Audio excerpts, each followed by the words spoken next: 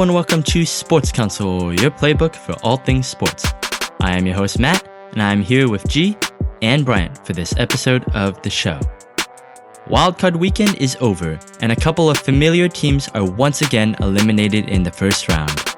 We discussed the Déjà Vu disappointment for the Eagles, Packers, and Steelers, and what may need to be done to break it.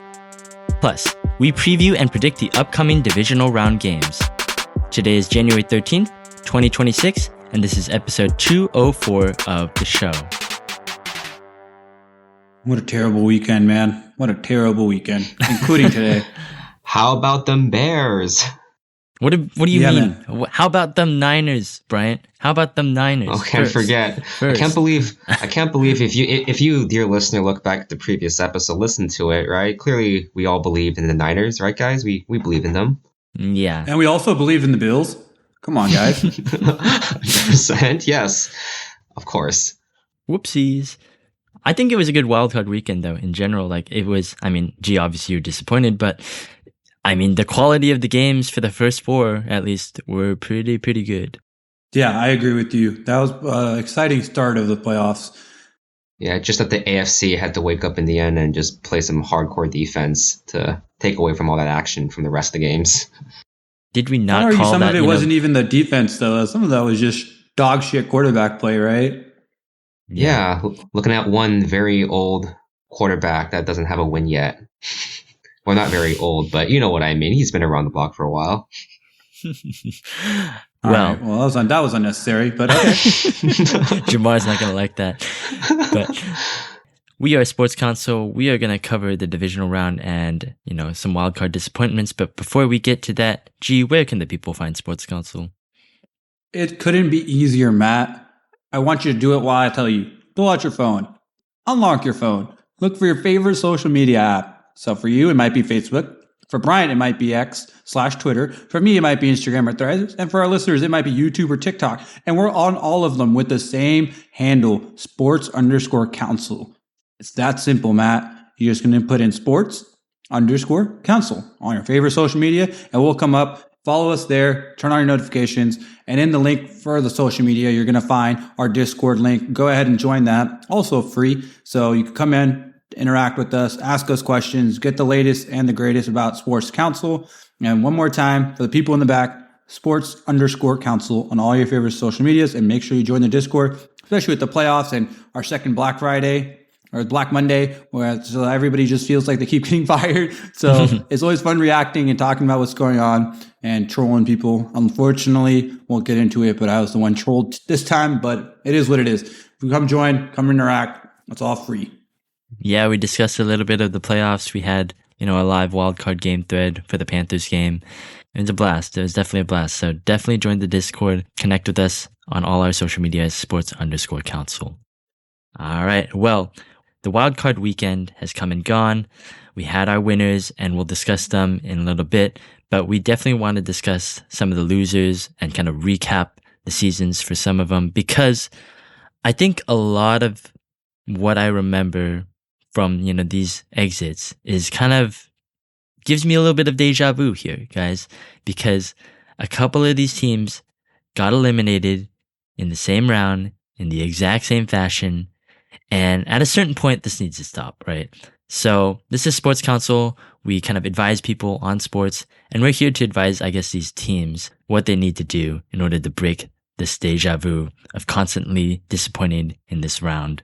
So let's get into it. There's a couple of teams out there, and we did run a poll actually on our Sports Counsel Twitter, who is the most disappointing team, and we got a lot of answers, but we'll talk about the top 3 answers here because obviously you guys want to know. Let's start off with the Eagles. The Philadelphia Eagles, they're coming off their Super Bowl season. They won against the Kansas City Chiefs. Everything's looking up. And then all of a sudden, offensive coordinator Kellen Moore gets hired by the Saints, and Nick Sirianni has to hire Kevin Patullo as his offensive coordinator. And all season basically is kind of a disappointment, right? It's always been offensive frustrations. We had Kevin Patullo on trial for the fantasy trial episode, so it's been documented. But we had them all winning. And then all of a sudden, they get eliminated by the 49ers. And now they're kind of left with the same feeling they were about 2 years ago, I believe, when they came off a Super Bowl. They hired a new offensive coordinator. He stunk, and they were a first-round exit. So, Brian, I'm going to direct this question to you, first of all. Kevin Patullo, as we all know, is no longer the offensive coordinator for the Eagles. We don't know if that means he's completely off the coaching staff. There's some uncertainty there. But at this point, like, do you feel confident that Nick Sirianni is going to hire the right person this time around? Well, Matt, when you look at the history of it, right, you were hinting to it earlier, and some of you might have seen online, right? I think it always started, you can go all the way back to the Shane Steichen era, right? 2021, 2022, they lost in the playoffs, first round exits. And then 2022, they made it all the way to the Super Bowl where they did lose that game. And then after that, right, Steichen went off to the Colts at that point. And then that exact same pattern just repeated itself again. So they lost in 2023, I don't even know who their OC was that year. And then Kellen Moore thing, and they won a Super Bowl last year. And now they've lost in the wild card again. So the Eagles have been lose wild card, Super Bowl, lose wild card, Super Bowl. And everyone is like, and probably a lot of coping Eagle fans are like, oh, just going to make the Super Bowl next year. But I don't think it's just going to be that easy, right? Like, might take your guys' thoughts on who might the Eagles even choose to be the offensive coordinator at this point, right? You certainly can't choose anyone related to like kind of the passing game going on out there because that's been putrid this season. Patullo's offense, right? You can't rely on that run anymore. Of course, some of that due to the O-line being hurt, and I feel like just Patullo's offense just couldn't adapt very well, especially in this Niners game or kind of throughout the season. I feel like Eagles always had issues kind of putting teams away there. So clearly the offense needs a shift. I don't know if Sirianni can look anywhere else on his coaching staff, promote another young gun up to be the OC out and hope he's the next Kellen Moore. Don't think it's going to be that simple.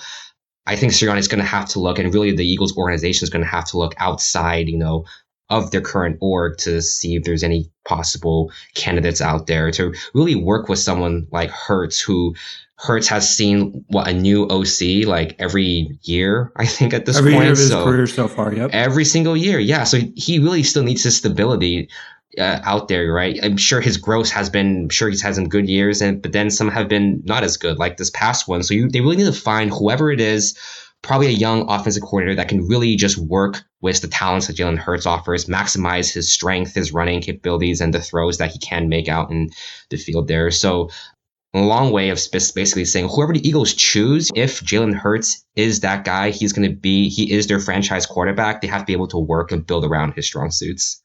I think what you just said there at the end is the key point here, which is they're going to pick an offensive coordinator for that offense because it shouldn't be that difficult. I think multiple times, and Matt mentioned it earlier, we talked about it during our fantasy trials, Patullo made it look more difficult than it actually was. And I think that's what we kind of are suggesting, right? Like, hey, you got to get a guy that's just going to do enough to just let the star players be stars. Like, they don't need to be, it felt at times this year they were limited by play calling, by play design. It's just all looks really bad. So I think what you're kind of looking for is just to be you don't have to be young. I think they could just bring in a creative mind who understands the personnel you have and how it looked 2 years ago and what it needs to look like this year. And don't think it's that difficult. And as long as that offense can, let's say, marginally get better, they're already a playoff team. The division's still kind of mid. I think they could be right back to where they were. And then they've done this before, right? And I know, we don't always hit on the offensive coordinator,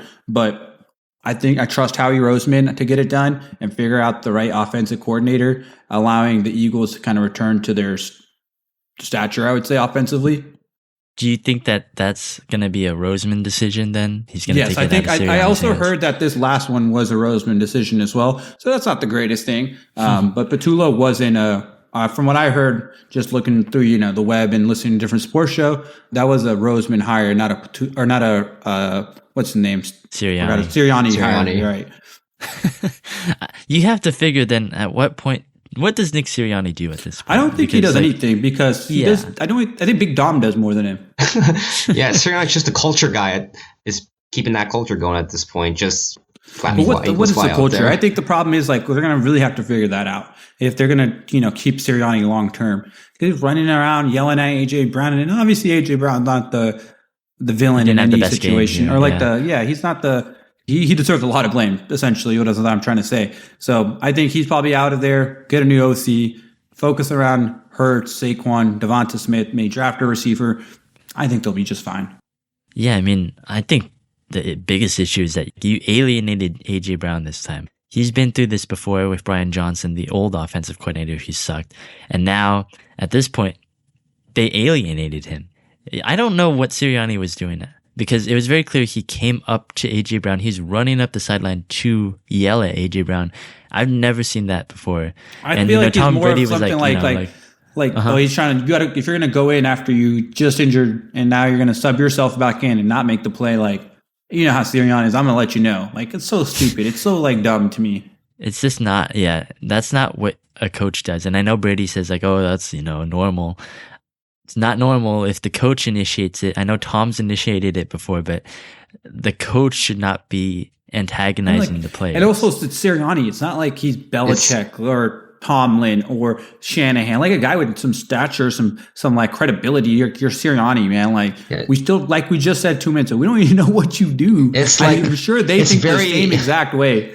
It's very par for the course for Sirianni, right? Eagles and Philadelphia in general, like that angry kind of team out there, and that outburst on the side of A.J. Brown. It's just like that's exclamation point right there. That's not good, honestly. Yeah. Offense is still talented though. Offensive line is still, I would imagine maybe like a guy retires like Lane Johnston or something, but still overall pretty good. Like there's not too many holes on this roster. The defense is nice. For almost everybody's on a rookie deal. Like they're still going to be good. And I just imagine Fangio's still going to be there. So I just can't imagine how much of a drop this team is going to take from where it was this year offensively. Yeah, they got to get it right though. They got to get it right. I think Brian's right. You got to get an outside hire at this point. I honestly don't think like Mike McDaniel's a big lucrative candidate, but I don't see the fit there personally. Yeah, they run a very different kind of offense. But I mean, as Stefanski, maybe I could see it. I think you need a veteran mind, and the only issue is that there's not a lot of coaches out there right now. It's more defensive minded kind of candidates at this point than offensive minded. And I think the offensive guys that are available are looking for head coaching jobs, which could be interesting because I think if you're like a good Steve Stefanski, you could go to the Eagles and watch Sirianni get fired and become head coach and it'll work out, Yeah. Please maybe they bring Greg Doug Peterson back.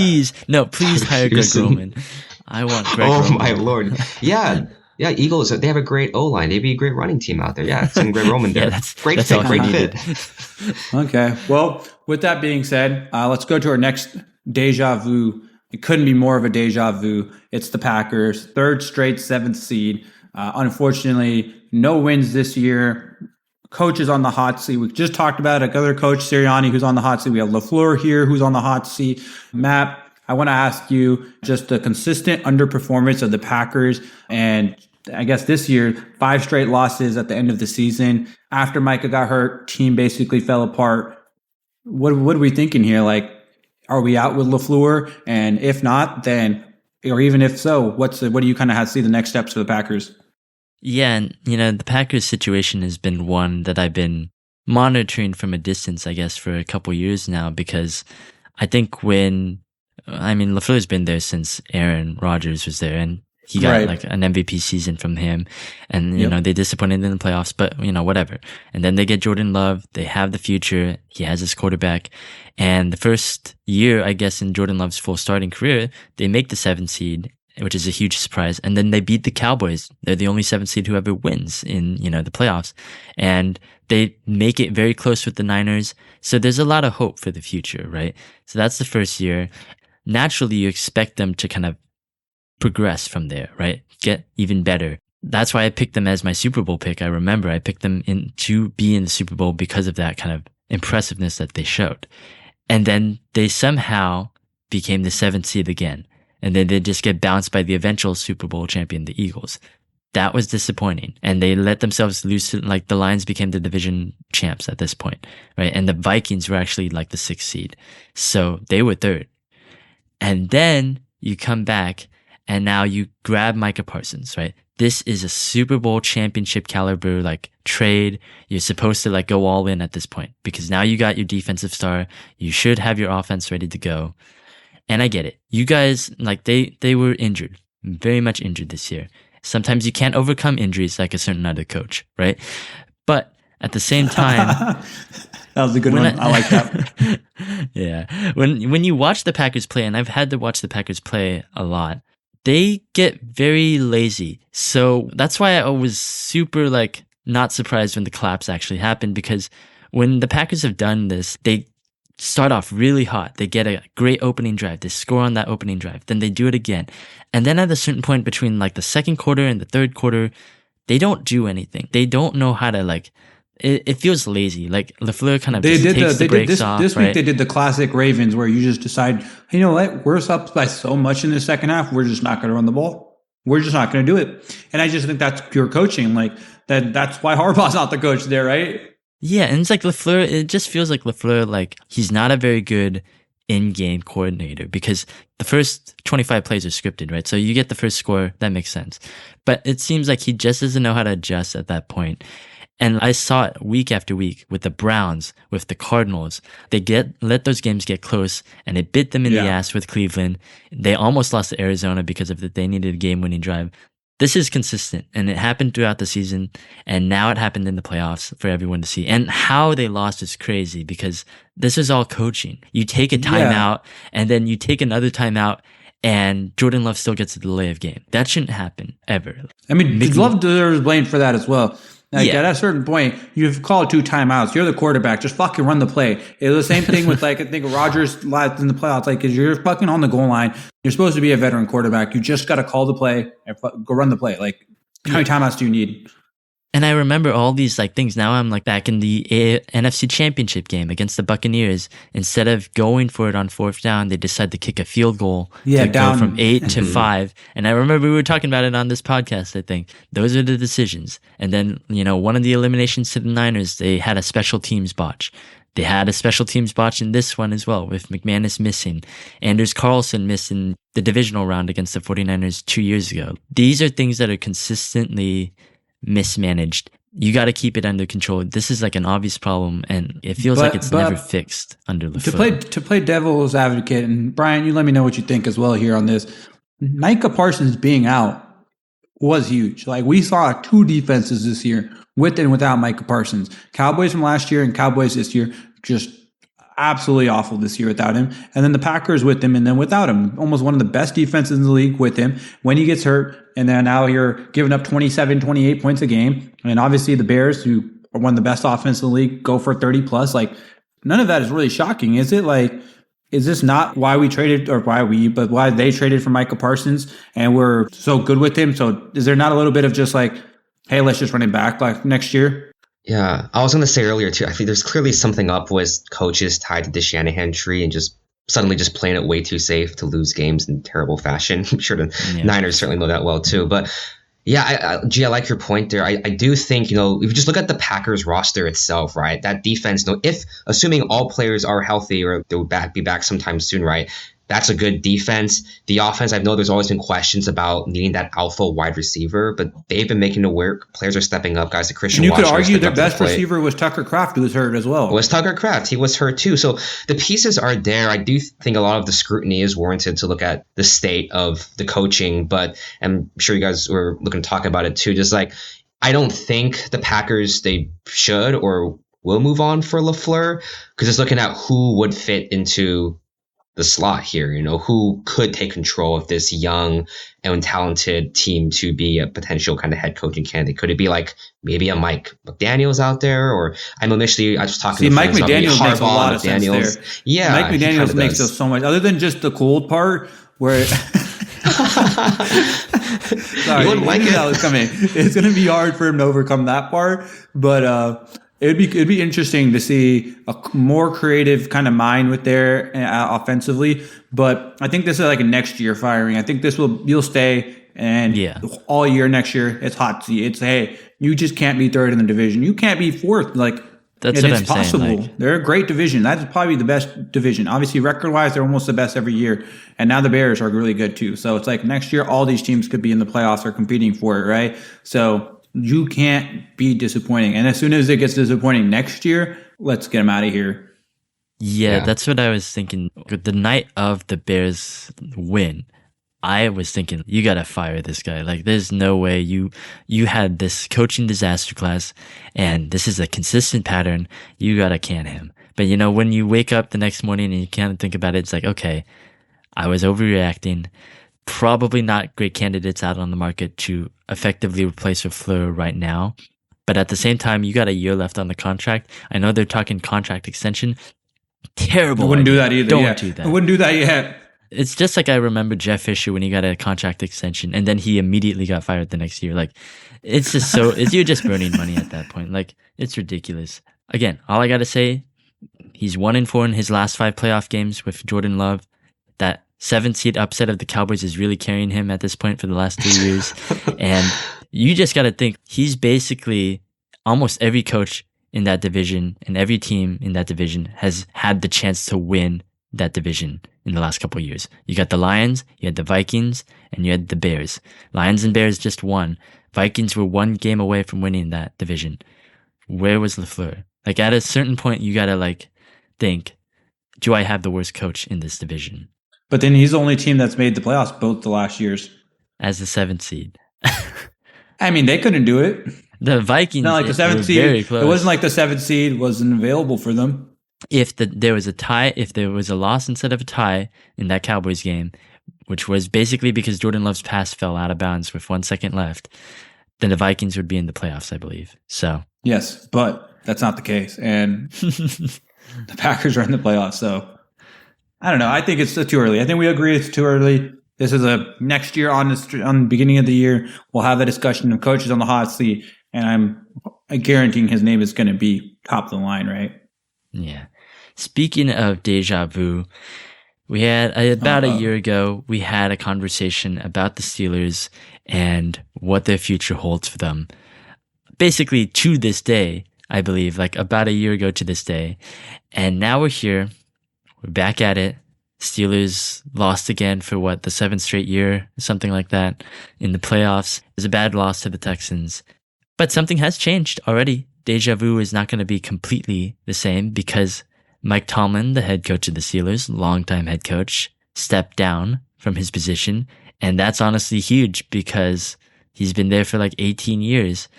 I mean, first of all, G, you want to comment on that? And then as well as the fact, do you think Tomlin was basically the whole issue there and to get better for the Steelers? I guess I'll start off more positive. I feel like the media does enough negativity surrounding the Steelers and how it ended. And I'm sure Matt will want to indulge in that as well. So with that being said, I mean, he has lived there 19 years, didn't have a losing season. Now, I haven't watched the Steelers play in my life when I've been watching football, and Mike Tomlin's not the coach. So part of it's like, damn, that's kind of crazy. But I think it's best for both sides. And I think being an optimistic person here, I just think it's admittedly his time was over in Pittsburgh, right? And it was getting ugly.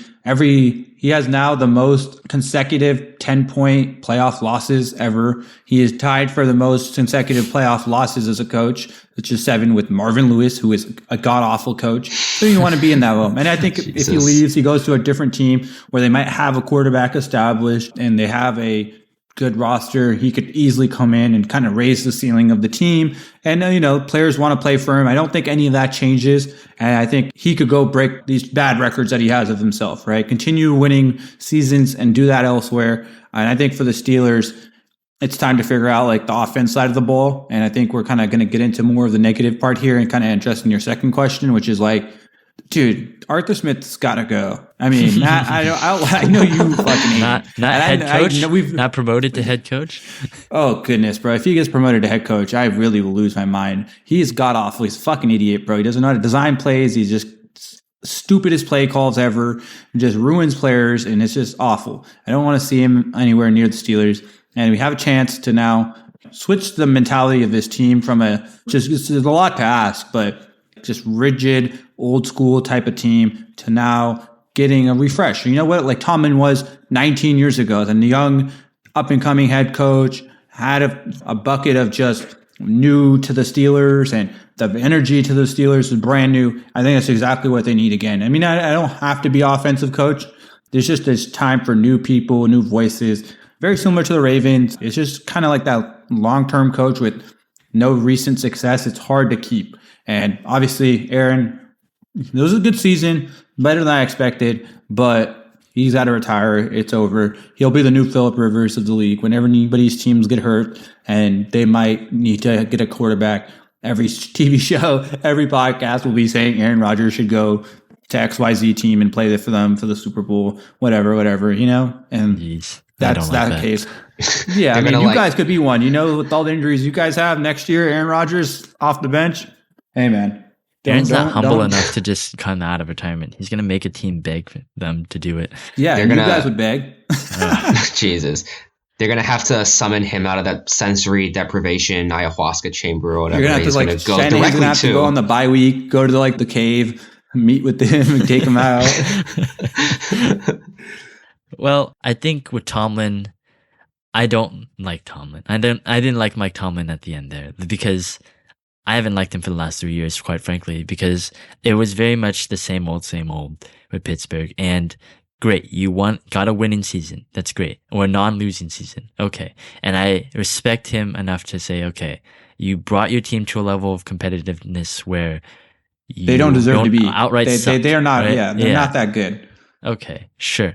But you could also be doing so much more at the same time. Like sometimes the decisions that you make are based off stubbornness. And I think that's what happens with old coaches that have been there for a long, long time. We saw it in Pete Carroll with Seattle, where he was very, very stubborn in the same concept and the same defensive scheme that he was running, even though Shanahan and McVay were just owning him basically every year because they figured out a way to beat his Legion of Boom defense at a certain point. So then he was old. So then they had to get rid of him. They had to put Mike McDaniel. He revolutionized their defense once again, and now they're back on top, right? So it's like the same thing with Tomlin. I think he just got stubborn to a point where we couldn't justify keeping you. Like, you're a legend, we respect you, but at the same time, we need to change, and that needs to happen.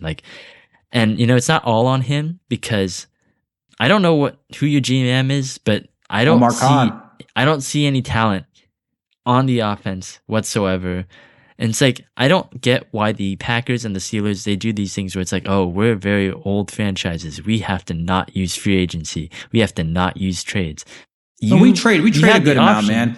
Yeah, for DK Metcalf. And you traded away George Pickens, which I hated. That was just stupid. Yeah. But we did. But it doesn't. You can't. You understand how much I love George Pickens, right? He's going to need a contract. We can't afford him. We got a great pick. We have an insane amount of picks. Obviously, we're not drafting high, but we almost have like 10, 15 picks. We're going to make trades.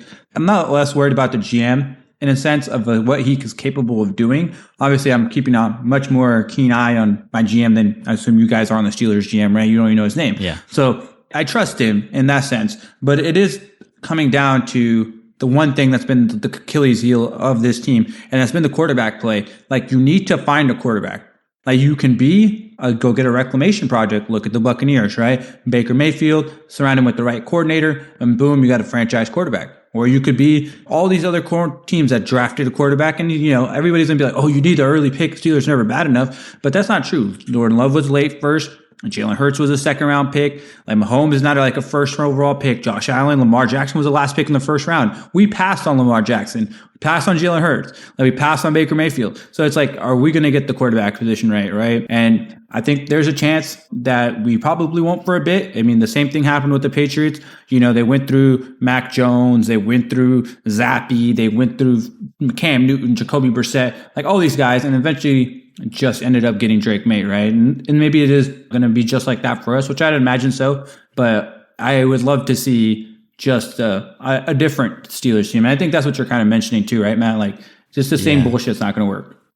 Yeah, I was just going to say, it's really interesting. We're just talking about the Packers. I think maybe, Matt, you mentioned it too, like the parallels of the Packers and Steelers, right? Both have had coaches that have been known as their franchises for a while. Of course, Tomlin significantly longer than LeFleur has. But these are both franchises that are like, used to winning, right? They've won multiple championships before, and that's kind of the standard for them. And it's like, are you gonna, how long do you accept? Yes, you make the playoffs, but you're not getting anywhere close to that Super Bowl. I feel like teams that don't have that winning culture, maybe some of the newer teams out there, would be fine with it. But yeah, definitely with these older teams, they're used to having that success. And I think that's just not cutting it for them. I'm surprised really both these coaches are kind of something like that.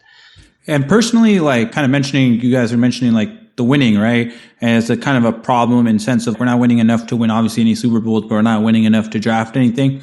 Love the example that you used there earlier, Matt, the Seahawks. I would love for them to do something similar to that in terms of going forward, right? We have young talent that we obviously every year we just keep drafting defense, right? For some reason, we have Joey Porter. Last year, we just drafted Derek Harmon. We have 2 young edge rushers, Nick Herbig and Alex Highsmith and Jack Sawyer, who got a pick in the other game. So there's a bunch of young talent. And, same thing on the offense. We have good offensive linemen, certain ones, keep them. But there's got to just be these older guys that get let go, a new young face that comes in. And I wouldn't be mad if it's a defensive guy like Chris Shula, the guy from the defensive coordinator from the Rams, because that's kind of like the exact thing that Mike McDonald was, where he came in, took a team's defense and just reinvented it, right? And we have the right personnel to do so. I would get off Watt. If you're going to get off Tomlin, it's not really technically a win now with this current roster. Like these guys like Ramsey, I would assume Hayward might retire because he was kind of just tied with Tomlin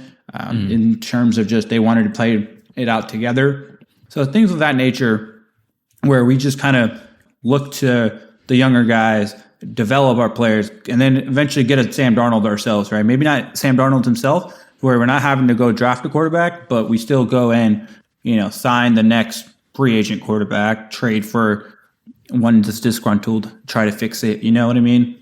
So who would you want right now as head coach? I'm between 4 names. Okay. And the first one give is, me one.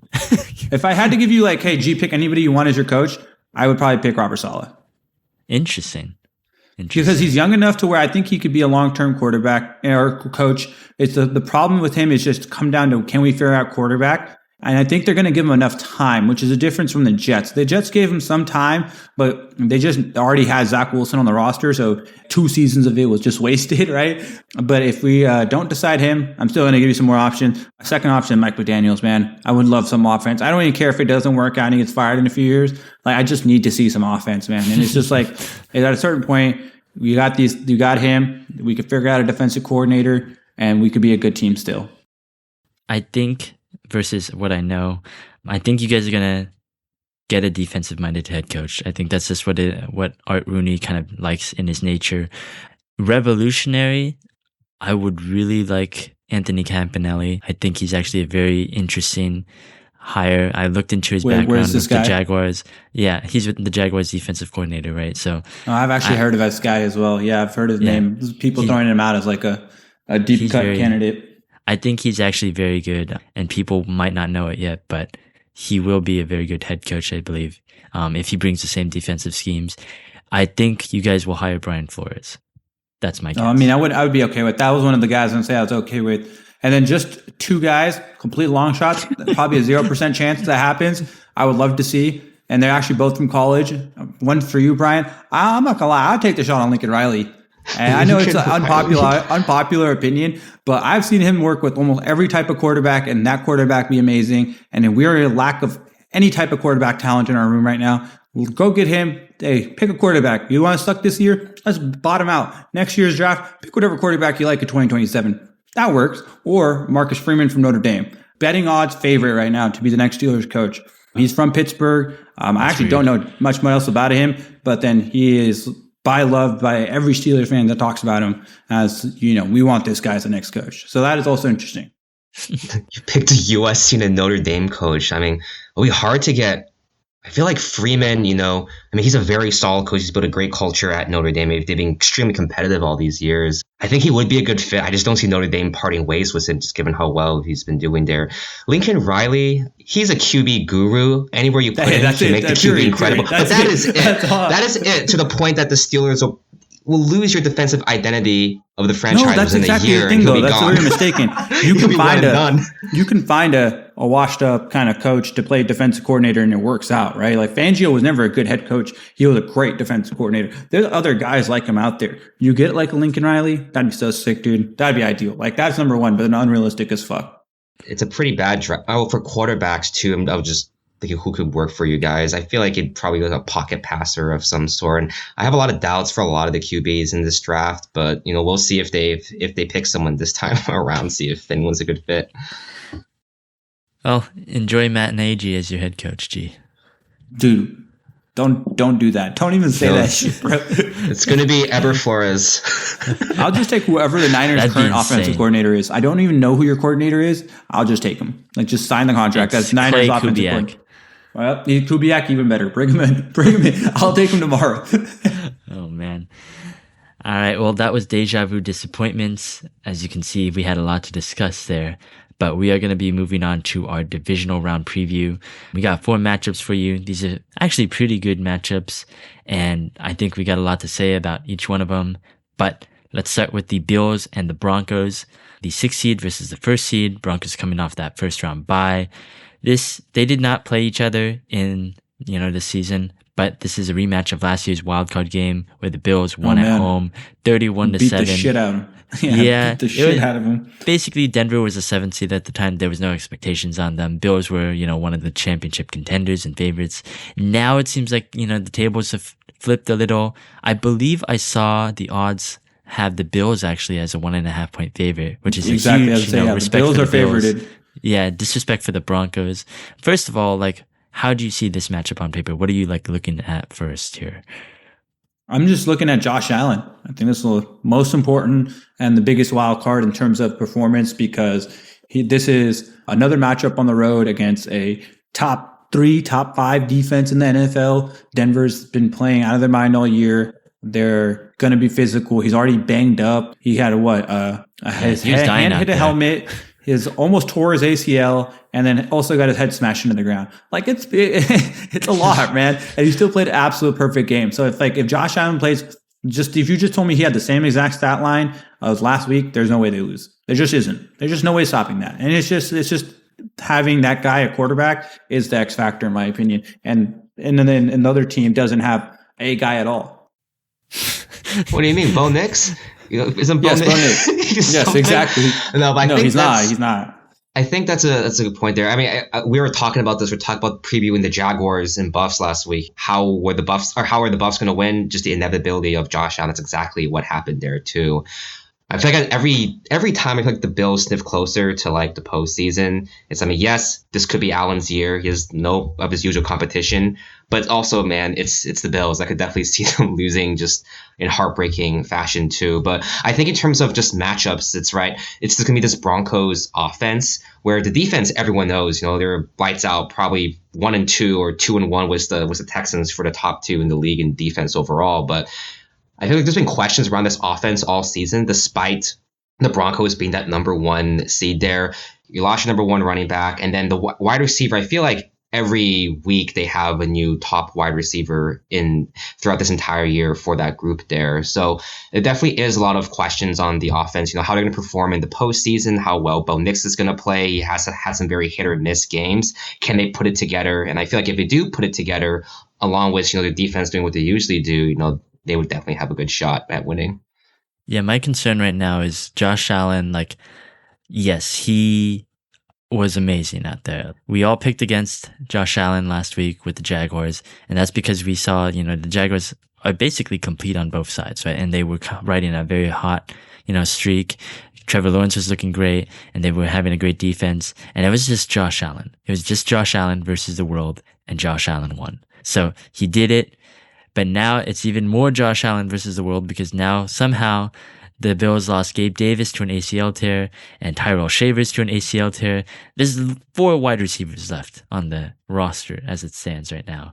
And I think it's Shakir, Coleman, and Cooks, and some guy I don't know. So I don't know, first of all, if he's going to have enough to be able to do it again. Again, the Broncos are one of the best in the league. They lead the league in sacks. That's one thing to note. Can they keep pressuring Josh Allen? Will they make his day uncomfortable? And how will he throw it? And then at the same time, Broncos have been 4th quarter merchants basically for the entire season. They're riding an 11 game win streak at this point. And a lot of those have been because they look awful. They look awful in the first half of most games. And then in the 4th quarter, they all of a sudden turn it on. Bo Nix looks like the next reincarnation of Drew Brees out there instead of just a complete bust. And he's able to win these games. And it's 39-38 to the Giants, or set 13-10 versus the Raiders. It's close, but he will win them. But I just wonder if that magic will continue to happen in the playoffs. It's hard for me to know exactly whether that's enough of a winning formula to beat this team. And you also have to mention the fact, I think what the Broncos need to do basically is just run the ball in the first 3 quarters. Run RJ Harvey a lot. The Bills' run defense is probably the worst right now in the playoffs as it stands, and they're still pretty bad out there. Travis Etienne, Bashal Tutin are carving them up. You gotta go with RJ Harvey. Don't try to pass it too much.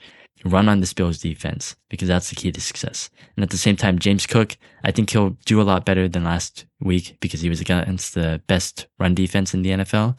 So I'd lighten the load on Allen. Don't make him drop back all the time. Give it to Cook. So should be a very interesting game, though. What do we have for predictions? Guess we're not very bold today. I'll make a bold one. You guys might disagree. I'm gonna throw my hat in with the Broncos. I'm gonna have them 24-20. What? Wow, someone's got to go against the grain. I will zag when you guys zig. Okay, we'll see. I can't believe you're zagging with the first seed. when the obvious choice is to zig. I think it's going to be a very close game, though, man. I got the Bills 28-27. Ooh, razor thin. That'd be a classic. Is it another game-winning drive? I honestly probably will be. I'm going to go with the same thing. I'm going to go 28-24 Bills. I thought whoever was going to win that Bills-Jaguars game is going to represent the AFC. So I wanted it to be the Bills. I thought it was going to be the Jaguars. I'm going to go back to my original Super Bowl prediction, put the Bills in the Super Bowl. So I think that's a curse right there. We'll see. How about this next one, huh? It's everybody's favorite matchup. It's hitting close to home. Yeah, another 6th seed versus the 1st seed right here in the NFC this time. The 49ers are going to go up against the Seahawks Saturday night. This is kind of unexpected because, the Niners were not supposed to be here at this point, but this is a matchup that is familiar with both teams. The Niners and Seahawks played each other in week 1. Niners won 17-13. Seattle won the second game for the chance at the division and the 1st seed and home field advantage. They won that in week 18, 13-3. We just saw that about a week ago. This is a divisional rivalry, right? They've played each other in the playoffs before. Absolutely hated it when it happened, but it's an all-out hate fest at this point. I guess the Niners are just going to have to go through their most hated rivals at this point if they want to, continue to advance in the playoffs. But honestly, I think we're playing with house money at this point because I did not expect us to be here at this point, and we were so banged up. And obviously, I think we need to first talk about, the George Kittle injury, which was just absolutely devastating. I was okay with the first round exit. I was okay with being eliminated early in the playoffs to get our guys healthy. And somehow the football gods are like, you're not miserable enough to just feel a playoff loss. We want you to get fucked up, right? And then I knew it exactly when it happened because I saw him clutching his heel. It was just devastating. He's one of the best players in the game. He's just all around a representation of basically a good guy in the NFL. So it's very devastating. I never cried for the Dre Greenlaw injury or the NaVorro Bowman injury, and those were really hard. But I damn near cried almost when I saw that Kittle injury. Yeah, even as a football fan, that one kind of hurt, man. I didn't want to, you never want to see anybody go down, obviously. But George Kittle of all people, man, that one just sucked. I was so dead inside. I was like, we can lose at this point. I don't give a shit. Just stop it. Stop with the injuries at this point. Yeah, at this point, it's like, why do you have to put us through this agony, man? Not Kittle. Yeah, I don't know. Hopefully, I'm just hoping for a healthy game, first of all. That's all I want. But, let's talk about this game. Let me be the optimistic here. Let me be the optimistic Niner guy here now this week, I guess, huh? Yeah, you'll probably be. I don't think it's bad as people making it sound. Obviously, the injury is completely bad. I'm not saying anything about that, but I'm just saying in general, the situation in the matchup. You guys have already gone to Seattle and won. Obviously, a lot less injuries, more healthy people are on the roster. Totally understand that point. But with that being said, it is the playoffs, and it is Sam Darnold we're speaking about here. So we're not going to act like he's conquered all. He's only, won one game, which he looked awful in week 18. He put up 13 points. He didn't look that good. He just didn't, look that bad. So can the Niners force Sam Darnold to beat them is the question. And that is the only way the Niners can win, is if they put 8 people in the box or something. I don't know, something crazy, ridiculous. Like, hey, we're going to take away the run game. Sam Darnold, you got to go out there and just single-handedly beat us. Like, go up and down the field against us and beat us. And I just don't think he could do it. I think it's another close game. I think the Niners do pull it out, though. I just trust Shanahan in this spot. I trust Purdy more than Darnold. Like, I trust McCaffrey more than anybody on the Seahawks offense. So, okay. I mean, first of all, I want to speak on the Kittle injury because the mental resilience he's the soul of the team. He's the heart and soul of the team. Seeing him get carted off, and it's bad.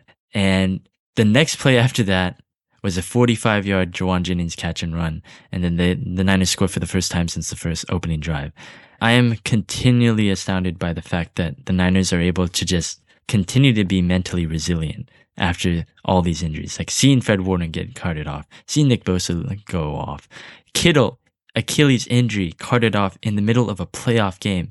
I wanted to quit at that point, but these guys out there, it's amazing. It's a huge testament to Kyle Shanahan and Robert Saleh as well to be able to keep those guys mentally focused.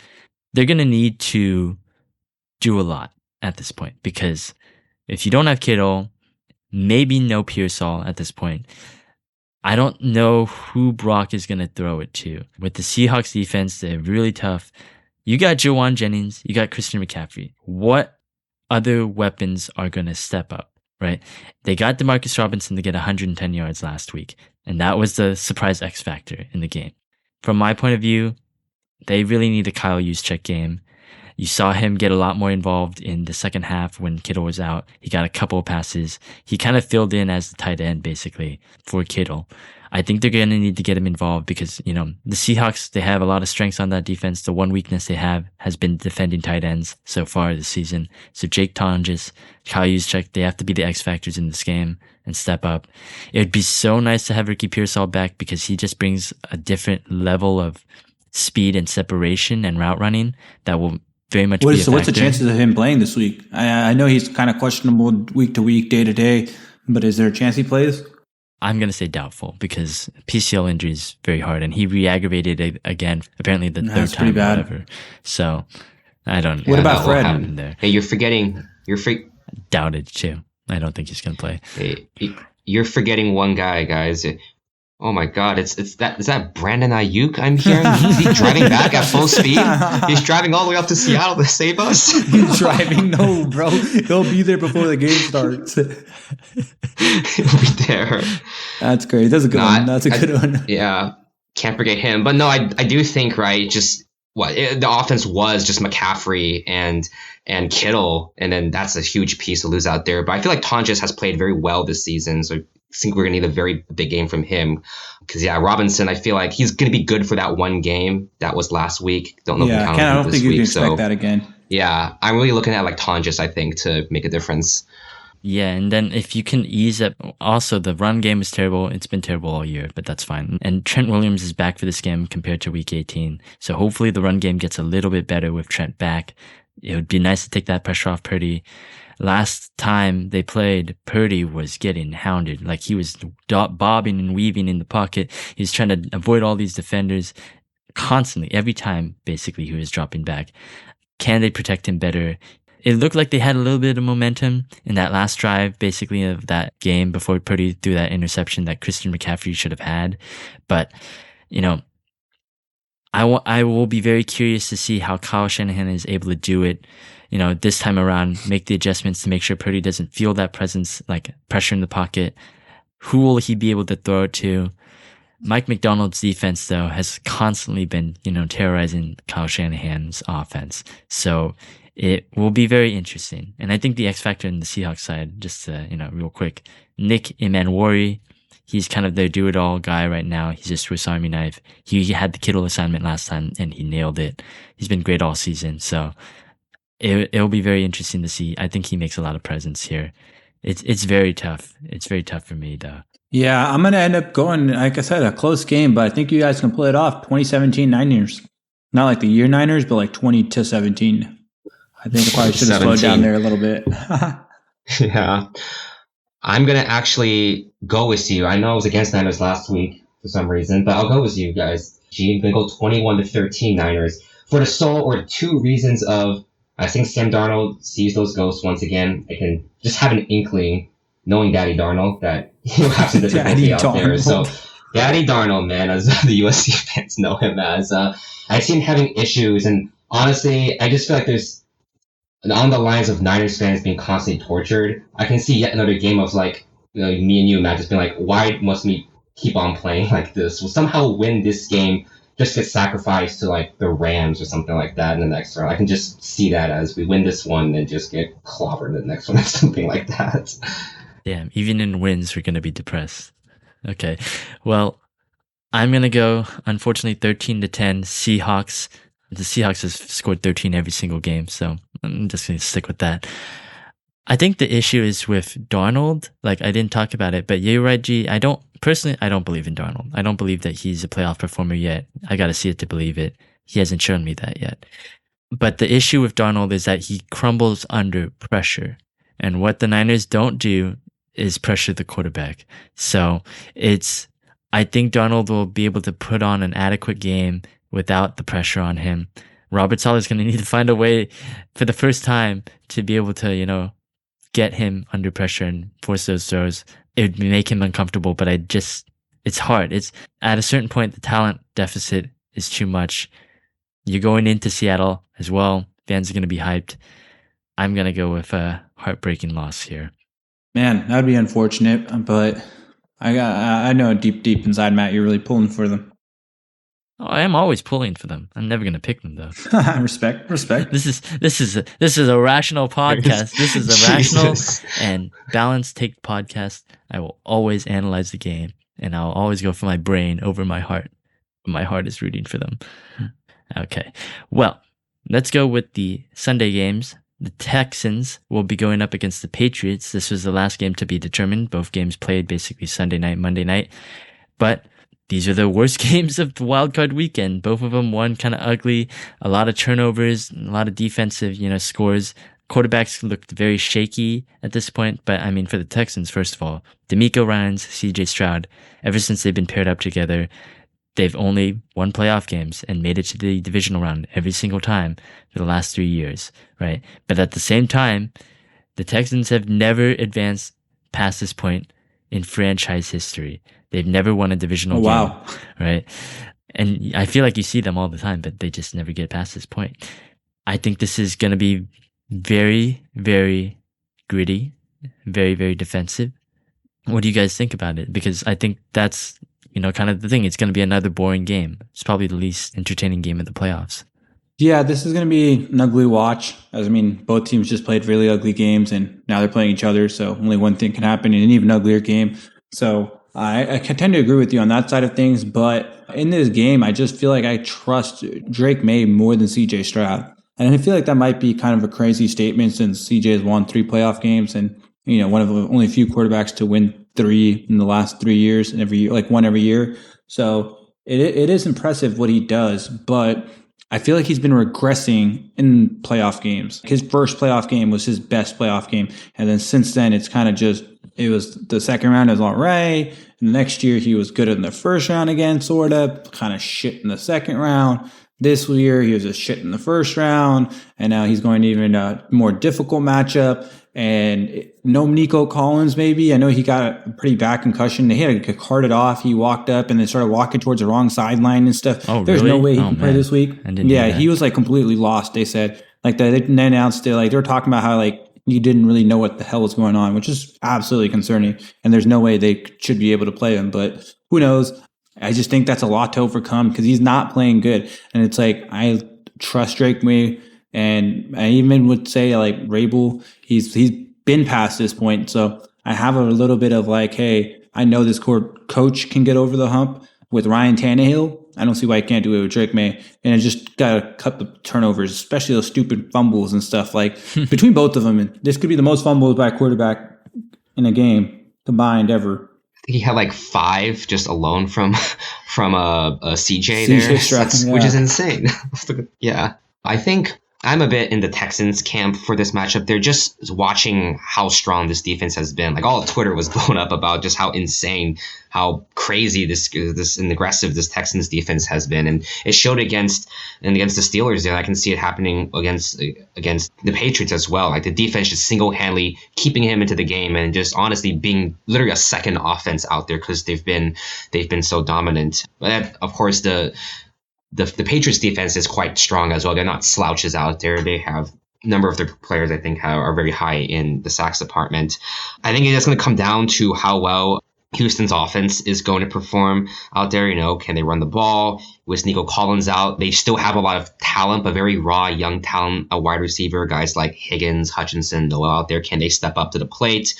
You kind of have Schultz around too, as Dalton Schultz as your tight end kind of safety blanket out there. So I think Stroud, he still kind of has the pieces. I think he'll have the capabilities out on offense, even with kind of Nico out there to potentially make it up for it. But yeah, it's going to come down to him, making smart decisions, right? Getting rid of all those fumbles and more. Because I feel like even just one or two, or definitely two, but if you have even one against this Patriots offense, Patriots will definitely take advantage of it there. So yeah, also agree a lot. It's just going to come down to how well Stroud plays. Yeah, and I think the turnovers are a big thing to consider. I think there will be turnovers. Whoever gets the most in this one will win this game. It was weird because, the Texans were losing the turnover battle, right, against the Steelers, like -3, right? And when you have -3, you usually lose that game. And then all of a sudden they get those like two like turnovers, and both of them are returned for touchdowns. And I think that was the biggest difference, points off turnovers, right? Texans got 2 touchdowns off of it. Steelers weren't able to get anything at that point. But at the same time, I think the Texans offense is more undisciplined than the Patriots offense. And I think that's going to be the biggest factor in this game, right? That there were multiple times where they just shoot themselves in the foot, whether it's CJ Stroud doing something dumb or a holding call, basically. I think their left tackle and their left guard are the most penalized linemen in the league. And the Texans basically lead the league in like offensive penalties. Like they shoot themselves in the foot too much. That can't happen. Yeah, that offense, the O-line, right? This is against a Patriots defensive front that can really take advantage of it there too. How well are they going to hold up? I feel like we haven't talked about Drake May in this matchup too. I don't know why. Maybe it's the Patriots dynasty in me. I don't want to say I'm like a hater of Drake May, but I've always thought, I've kind of bonded the narrative that the Patriots, they have a good record, second seed, but they haven't faced the good teams to show that record is true out there. But I think May really did show up well in the Steelers, or not the Steelers game, the Chargers game there, where Chargers also had a great defense. It definitely frustrated him to start, but he really turned it up towards the end of the game. There had a couple of great, I think like 30-yard passes, Hunter Henry, there's someone else as well. So he really came alive a bit in that fourth quarter to really seal away the game. So, he's shown he can perform in these playoffs there. And yeah, it's really just like, is CJ Stroud going to be able to is going to be able to find that 2022, 2023 self again? Yeah, it's going to come down to that. Yeah, and I think this is going to be the toughest challenge of Drake May's career. This is going to be the toughest defense Drake May has ever had to face. And he did well against the Chargers, but the Texans defense is on a whole nother level. Like, I think the Texans, Broncos, and Seahawks defenses are the best right now, and they're all elite. And they're different in the way they play defense versus the Patriots. The Patriots were super disguised. They were confusing Justin Herbert. They're doing all these kind of disguises and coverage, and they're trying to make it hard for the quarterback to read, right? But in the Texans defense, it's line them up. We're better than your guys. We're going to destroy you. And we're basically playing man on man. We're going to get you without any blitz, and we're just going to play our guys and fight, and we're going to win. So Drake May has to be able to kind of have his guys beat their guys. He's going to have to outsmart basically their linebackers. Derek Stingley in coverage, he tends to focus on the quarterback. So can Drake May fool him with his eyes? These are little things that, Josh McDaniels will help him on, but eventually the Texans defense dares you to beat their guys with your guys. And they're going to have to step up, basically. Stephon Diggs has to step up. Booty has to step up. Everyone's going to have to step up for Drake May. Yeah, the Texans defense just doesn't disguise anything. They'll so confident. All the guys on defense are like in the definitely top half of like the individual positions in the league out there. So they're dead confident in the one-on-ones, and you have to respect that. Otherwise, they will literally win the game on their own. Yeah. Well, do you want to go first? Sure. I'm going to go, another close game, 17-10 for the Texans. Definitely am baking in, lower scoring game, very defensive heavy game. I'm baking in a Texans fumble or interception recovery for a touchdown there. The defense making an impact. I can see them inching out a close one up in Foxborough. All right. Well, G, who unfortunately died during the podcast. Rest in peace, G. But he just couldn't take that Steelers news, that Steelers loss out there. Unfortunately, he had to leave us. Yeah, technical difficulties, unfortunately. But he had the Patriots 19-10, and I got the Patriots 17-14. I think they're going to win on a game-winning field goal, drive it down at the end. They probably tied. God, actually, you know what? I'm going to go 13-10. I just don't see them both scoring two touchdowns. Yeah, I don't see them scoring 2 touchdowns each. I'm going to go 13-10. Both teams get 1 touchdown, but the Patriots get 2 field goals, and that's going to be the difference in the game. It's very tough. If it wasn't at home for the Patriots, I might have leaned with the Texans, but I think this is going to be very, very close. It won't be entertaining, but it will be very close. Okay, well, one final matchup. Unfortunately, G cannot be here, but it is the Rams and the Bears. You and me, Bryant, we're going to finish this off here. Yeah. Where's Mitty? Can you call Mitty last second? I'm sure he has some comments to make on this matchup. I was about to say that it was going to be the most miserable winter of all time for Mitty because he lost his fantasy. Like, he was one and done in the fantasy playoffs. And then, his Bears are going to be one and done. And then all of a sudden, the Bears do what the Bears have done all season long. And we talked about it. They come back from games, right? Like G was talking about the high pressure stakes of, Caleb Williams in his first playoff game. And he sucked in the first couple quarters, right? He had 2 picks. He wasn't really kind of seeing the field right. He was overthrowing guys, but he turned it on. He turned it on just like he did in the regular season. And I think that's a testament to him. I think the comeback kid is real. I think it's very interesting. When I thought about the Bears a little bit more, they remind me so much of another Déjà Vu right here is the 2024 Commanders just last year, where they had like a young quarterback. They had a first-year head coach, a coach in his first year basically with the franchise, and they were kind of rebuilding everything. No one expected anything of them, and they made a huge playoff run. They made it deep because they already had won a lot of comeback games during the regular season, and then they continued that in the playoffs. Jaden Daniels won his first game off a comeback in Tampa Bay, and then he goes up to Detroit, and he beats the Lions, the first seed. I wonder if it's going to be the exact same story here. I mean, the Bears, they have a great offense, great rushing game, and a bad defense, just like those Washington Commanders did. It'd be very interesting. I think it'd be a very interesting sight. Yeah, honestly, that last Bears Packers game, I just gotten home. I looked at the score and it was like, I forgot what it was, like a 10, 11 point game, was like 5 minutes left. And I was like, oh, damn it. I was really hoping those Bears could win at least one game.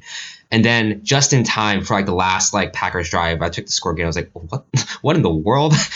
Bears are going to be ahead. And then they just did what they always did. They were those comeback kids out there. Man, I have a real tough challenge with these Rams. I feel like for the Rams, they're definitely looking at winning this game early, trying to blow out the Bears, and then before the comeback comes into the picture, which I'm sure they'll go for. So I do think for the Bears to be competitive in this game, Caleb can't afford to have that slow start, can't afford those really dumb 4th down interceptions. Both, I think, were 4th down interceptions that he threw out there. I don't know if the Bears can go for that at this point in time, especially earlier in the game. So Caleb is definitely going to need to come out a stronger side than he typically does, or at least not have those costly turnovers earlier on in the game. He's definitely right. If the game is close, entering the 4th quarter, heck, even entering with 2 minutes left in the 4th quarter, if it's a 1-score game, I'm throwing all my money into the center onto the Bears there for Caleb to put down. Was a spectacular comeback. You got to stop guys like Puka Nacua out there. Yeah, good, strong it's just Rams cooked. defense. That's why I cannot. You think you can just beat him single Yeah. hand? I'm also just gambling. I know you can't just shut down Puka Nacua. No one's done that this whole year there. I'm looking at counterbalance at the Bears, forcing those turnovers, like those underdog teams that the Panthers have done in the previous matchup. I think Stafford threw 3 interceptions versus just Atlanta out there. It's so an important game for them. So the Bears are going to have to do what their defense does best. The only thing that they can do is force those turnovers, which I know isn't sustainable, but I think that's the only way they can counter out the Puka Nacua effect, is to force those crucial turnovers to keep the Bears within striking distance. Yeah, let's make no mistake about this. Like, even though the Bears are the 2nd seed, the Rams are the 5th seed, Rams are the favorites in this one, and they should be the favorites. They're still the most complete team. They're still probably one of the Super Bowl favorites, even though they had a shaky game against the Panthers. And honestly, I didn't expect that. I didn't expect them to look so shaky, but for the last month or so, they've been shaky in this kind of way. And they've had little issues, right? They had the turnovers. They had special teams issues, a block punt, right? That set up the touchdown could have ended their season, right? It's the same thing in Atlanta, like turnovers. It was the same thing in Seattle where they allowed a punt return for a touchdown. Eventually, these mistakes will come to bite you. And I just wonder if the Rams will be able to play a complete game. And that's their biggest issue right now. And especially against the Bears, like you said, Brian, if it's close in the 4th quarter, like if I'm the Rams, I'm trying to end it as soon as possible. I'm going to try to score as much as I can in those first 3 quarters. Obviously, try to keep the ball away in the 4th quarter. Like, that's my plan if I'm the Rams. And I want to play a complete game. Like, if I'm Sean McVay, that's what I'm saying. Play it to the finish. Play a complete game out there. And this on paper should be an easy matchup for the Rams because the Bears, Dennis Allen's going to shit himself. I don't know what he's going to do to defend Puka Nacua, Devontae Adams, all these players. Like, it's crazy. Just pick off Stafford. That's all you have to do. Just tell your guys, hey, gamble every single play. Gamble all those guys, Johnson, blanking on their cornerbacks, and just gamble every play, force the interceptions. That's all you can do. They can't sack him. Like, they don't have any pass rush. They don't have a good pass defense. They don't have a good run defense. So that, the only thing they're good at, and they lead the league in, is turnovers. So you got to win the turnover battle. Caleb, don't get picked off as well. That's one of their things. If I'm the Rams, I play my game and force the Bears to basically follow along. If I'm the Bears, I'm trying to ruin their game as much as possible here and kind of mix it up. And I like that Ben Johnson, he already has that underdog mentality. I think he's going to go for it on those 4th downs. I think he's going to gamble a little bit. Fuck those field goals, right? Like, that's what he needs to do. It's tough though. Again, I'm going to pick with my brain versus my heart here.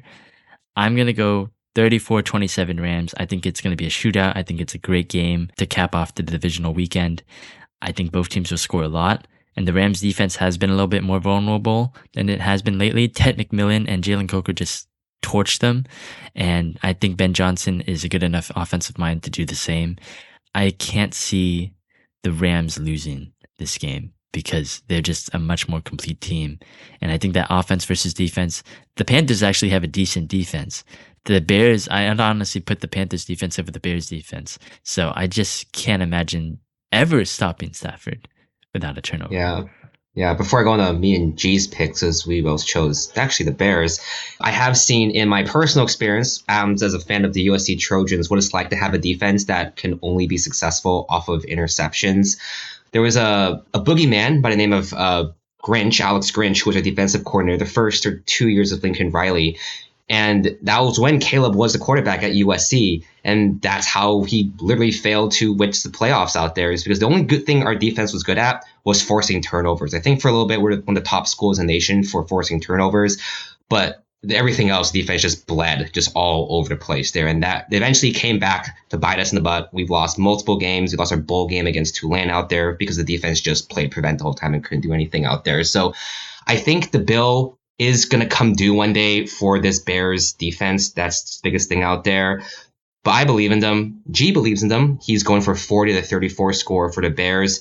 I'm going really close, a 38-35.